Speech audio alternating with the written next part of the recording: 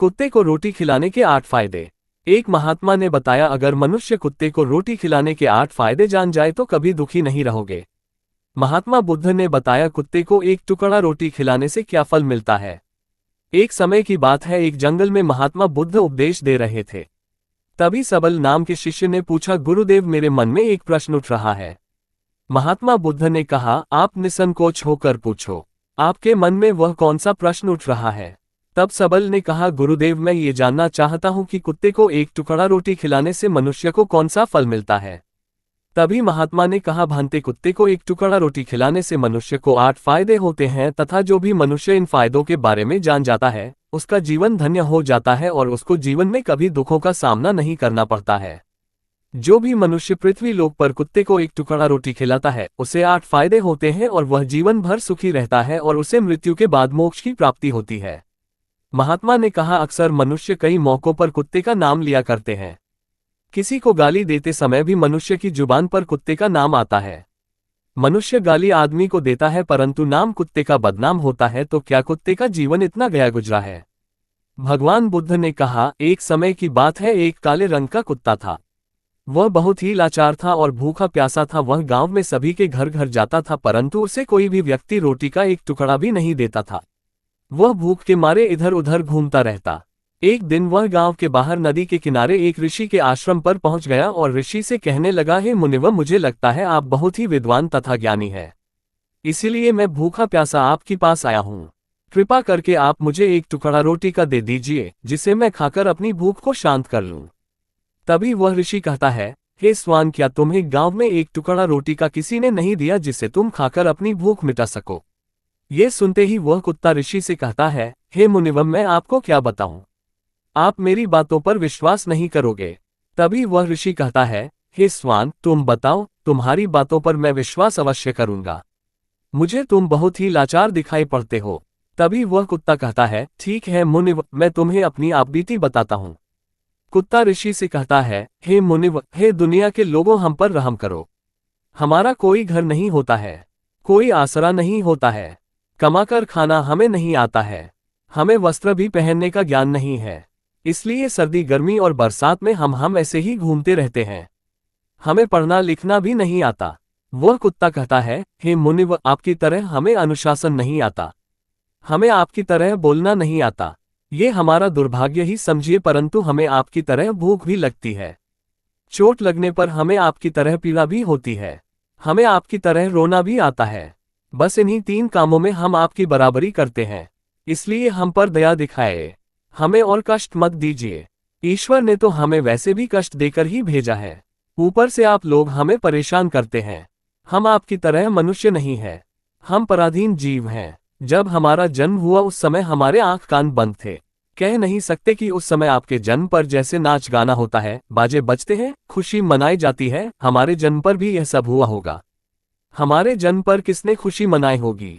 हम जिस बिछौना पर थे वह रुई के जैसा नरम बिछौना था, सर्दी बिल्कुल भी नहीं लगती थी।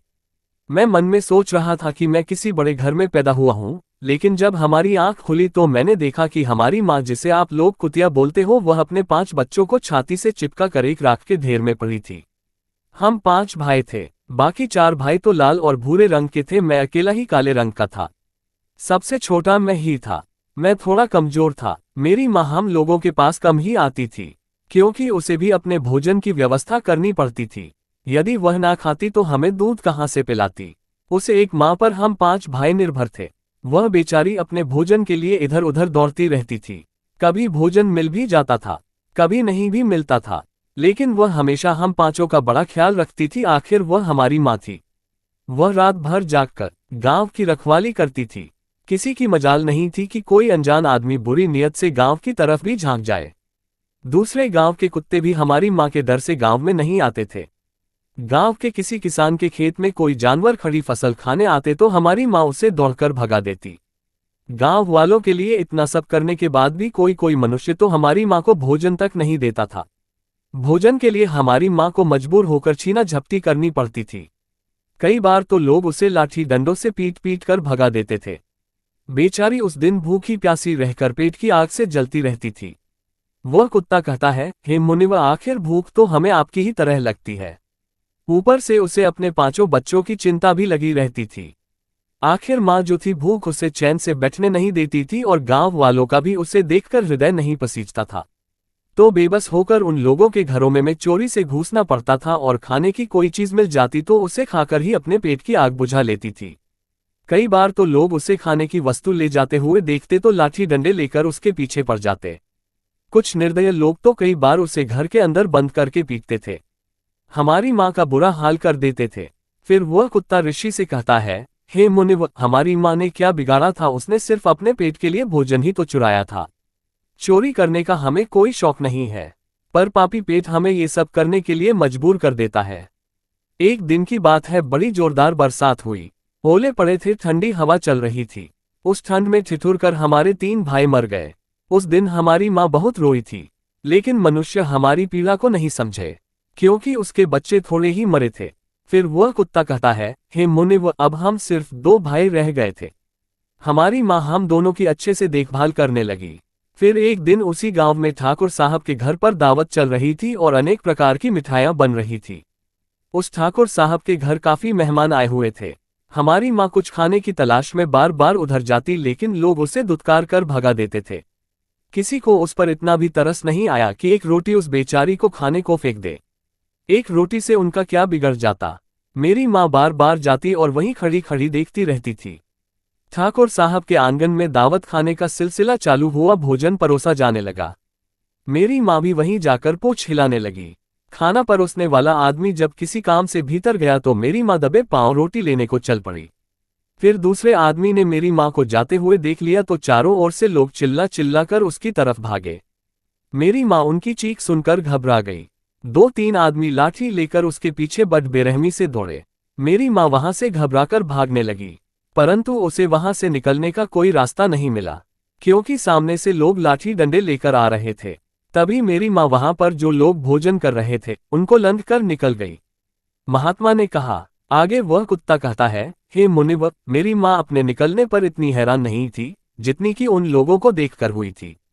जो वहां पर दावत खा रहे थे वह सब उठकर खड़े हो गए। उन्होंने भोजन करना छोड़ दिया और कहने लगे कि कुतिया के लंघ जाने के कारण भोजन भ्रष्ट हो गया है। सब एक दूसरे से विचार विमर्श कर रहे थे कि अब क्या किया जाए, खाना तो सब खराब हो गया। फिर ठाकुर साहब फूट फूट कर रोने लगे। कुछ लोग तो ये भी कह रहे थे कि भाई कुतिया के लांघने से भोजन खराब कैसे हो गया?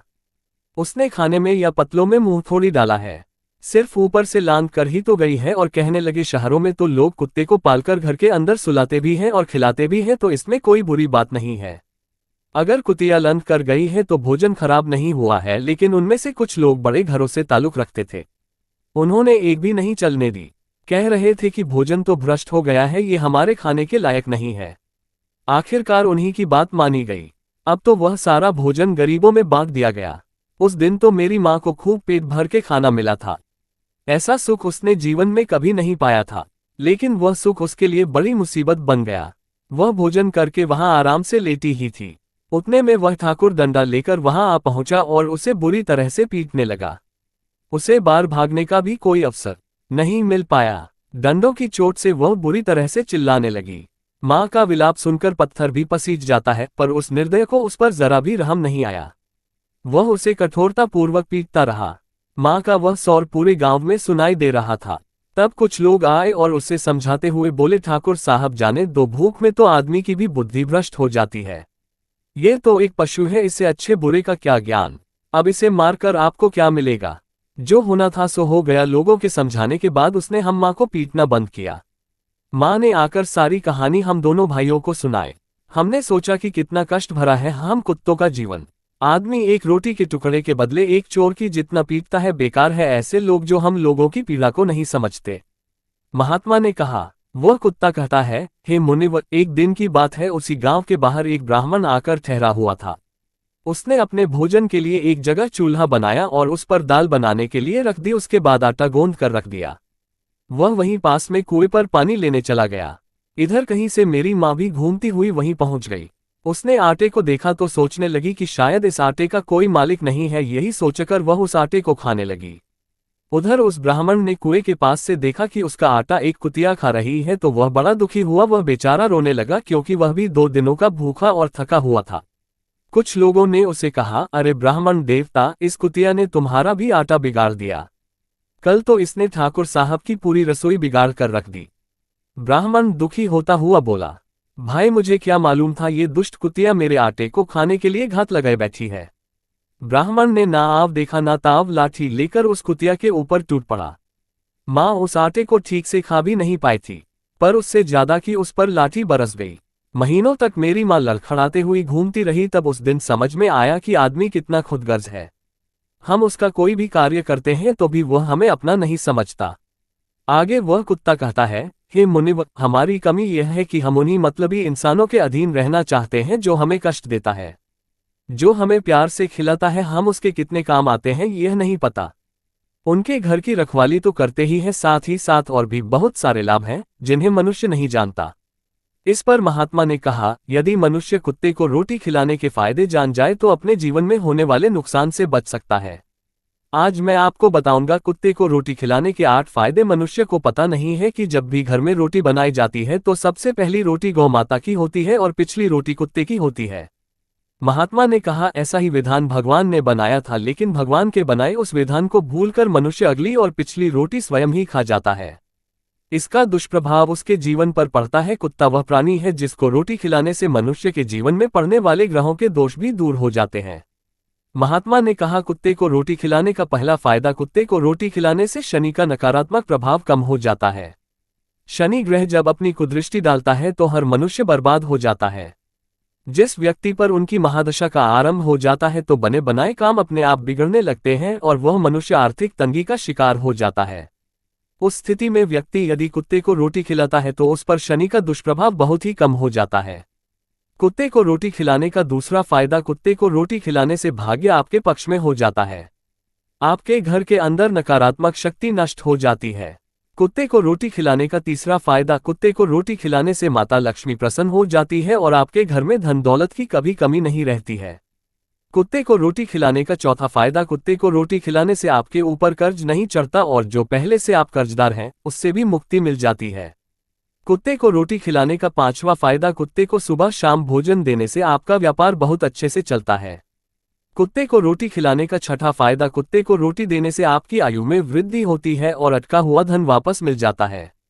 कुत्ते को रोटी खिलाने का सातवां फायदा, कुत्ते को रोटी देने से हमेशा आपका स्वास्थ्य अच्छा बना रहता है और मानसिक रूप से आप मजबूत रहते हैं। आपका मन हमेशा ऊर्जावान रहता है। अच्छे विचार आपके मन के अंदर आते हैं। कुत्ते को रोटी खिलाने का आठवां फायदा, कुत्ते को रोटी खिलाने से भगवान प्रसन्न रहते हैं, क्योंकि भगवान को समस्त जीवों की चिंता रहती है और जो समस्त जीवों पर दया दिखाता है भगवान भी उस मनुष्य से हमेशा प्रसन्न रहते हैं। भगवान की कृपा सदैव उस परिवार पर बनी रहती है। आपने अपने बड़े बुजुर्गों से सुना होगा, कहते हैं कि जब कुत्ता रोता है तो अपशुगुन होता है, कोई संकट आता है, किसी की मृत्यु होती है, इसलिए कुत्ते को कभी रुलाना नहीं चाहिए। इस प्रकार से महात्मा ने सबल को कुत्ते को रोटी खिलाने के 8 फायदे बताए और जो भी मनुष्य कुत्ते को रोटी खिलाता है तो उसे इन 8 फायदों का फल प्राप्त होता है।